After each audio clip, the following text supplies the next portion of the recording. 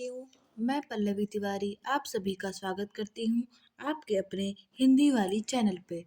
तो चलिए शुरू करते हैं आज का हिंदी डिक्टेशन। खास तरह का आम बजट। वैश्विक अनिश्चितता के बीच जब आम बजट को लेकर कई अनुमान लगाए जा रहे थे, तब वित्त मंत्री निर्मला सीतारमण ने लीक से हटकर चलने का फैसला किया। यह समय की मांग भी थी। इसी कारण इस बजट में कोई चौंकाने वाली या फिर लोक लुभावन घोषणा नहीं। ऐसा इसलिए है क्योंकि अनिश्चित माहौल में कोई योजना बनाना एक तरह से अंधेरे में तीर मारना होता। मोदी सरकार ने बजट के जरिए अर्थव्यवस्था को सुदृढ़ करने और उसे स्थिरता प्रदान करने वाले फैसले लिए हैं। यह भी दिख रहा है कि उसकी कोशिश आर्थिक मोर्चे पर स्थितियों को सुधारने पर जोर देना है।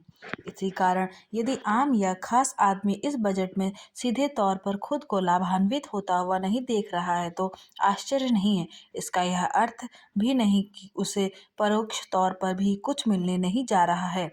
बुनियादी ढांचे के निर्माण से लेकर सामाजिक विकास की अनेक योजनाओं के माध्यम से सभी वर्गों को राहत या सुविधाएं देने की कोशिश की गई है। निसंदेह बजट पर शेयर बाजार ने निराशाजनक प्रतिक्रिया दी, लेकिन यह पहली बार नहीं जब शेयर बाजार को बजट रास नहीं आया हो। चूंकि यह बजट पारंपरिक नहीं है, इसलिए उसकी व्याख्या भी नए तरीके से की जानी चाहिए। बजट का केंद्रीय तत्व आर्थिक और वित्तीय अनुशासन है। इसका एक प्रमाण राजकोषीय घाटे के लक्ष्य को और कम करना है। इसके अतिरिक्त उन योजनाओं पर पैसा खर्च करना भी है जिनसे देश की आर्थिक बुनियाद मजबूत हो और आत्मनिर्भर भारत की नींव सशक्त बने।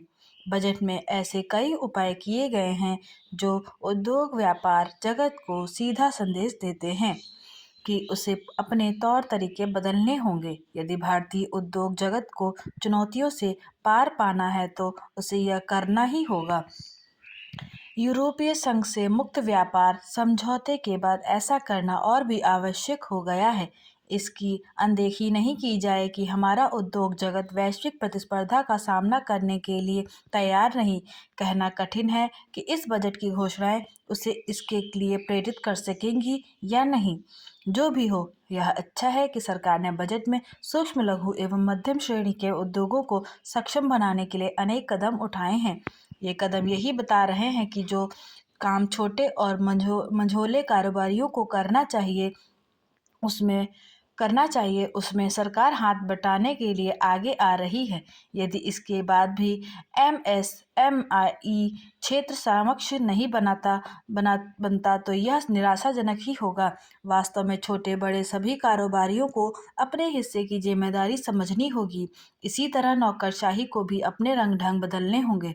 यदि ऐसा नहीं किया जाता तो 5 लाख से अधिक आबादी वाले शहरों में बुनियादी ढांचे के विकास और ऐसी ही अन्य बड़ी योजनाओं का वही प्रश्न होगा जो स्मार्ट सिटी योजना का हुआ। यह समझना होगा कि शहरों का विकास करने की जिम्मेदारी मूलतः राज्यों और नगर निकायों की है। केंद्र सरकार ऐसे कुछ नियम कानून अवश्य बना सकती है जिनसे राज्य सरकारें और नगरीय विकास की एजेंसियां अपना काम उसी तरह करें जैसे मेट्रो परियोजनाओं को क्रियान्वित करने के मामले में किया जा रहा है। बजट में सीधे तौर पर टैक्स छूट देने के बजाय टैक्स संबंधी नियम कानूनों का सरलीकरण करने और कठोर दंडात्मक उपायों से परे जाने के जो अनेक फैसले किए गए हैं, उनसे लोगों को सचमुच राहत भी तभी मिलेगी जब नौकरशाही का रवैया बदलेगा।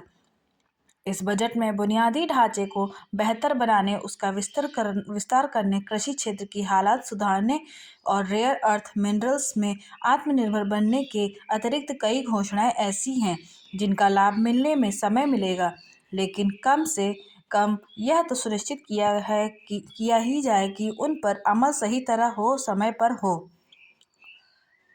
धन्यवाद। आशा करती हूँ कि आपको यह वीडियो पसंद आई होगी। ऐसी वीडियोस को सुनने व पढ़ने के लिए हमारे चैनल को सब्सक्राइब करें। धन्यवाद।